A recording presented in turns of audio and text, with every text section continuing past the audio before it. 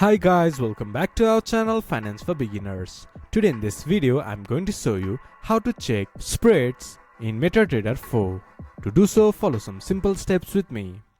First of all, open your MetaTrader 4 application. Then this type of interface will appear in your screen once you have logged into your account.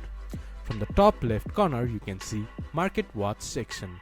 If this section doesn't appear in the screen, just press Ctrl+M. Then it will pop up in your screen. From here, right click to Market Watch, and in bottom you can see column option. Just hover your mouse to columns and you can see spread. Click on it, then a spread column will be added to your Market Watch. From here you can check spreads. This is how you can check spread in MetaTrader 4. This much for today's video. If you guys find our video helpful, please leave a like and comment. And do not forget to subscribe our channel and hit the bell icon. I'll see you guys again in our next video. Thank you for watching.